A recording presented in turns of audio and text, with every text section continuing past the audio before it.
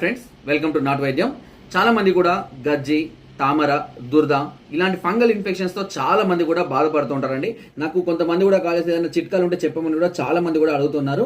So ఇలాంటి గజ్జి, తామర, దురద ఇలాంటి ఎక్కడ ఉన్నా సరే నేను చెప్పబోయే అద్భుత చిట్కా అనేది చాలా అద్భుతంగా పనిచేస్తుంది అనేది చెప్పొచ్చు. దీనికి కావాల్సిన కొన్ని తులసి ఆకులను తీసుకుంటండి. తులసి చెట్టు యొక్క కొన్ని ఆకులు తీసుకొని వచ్చి దానిలో నిమ్మరసం, నిమ్మకాయ పిండుతో ఆ రసం తోటి దాన్ని మెత్తగా నూరండి.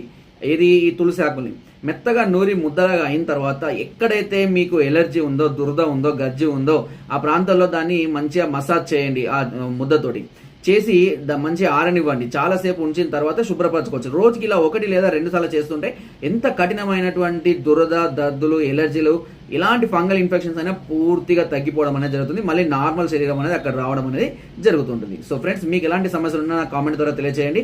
నా వీడియో కనుక మీకు నచ్చినట్లయితే లైక్ చేయండి, షేర్ చేయండి, సబ్స్క్రైబ్ చేయడం మాత్రం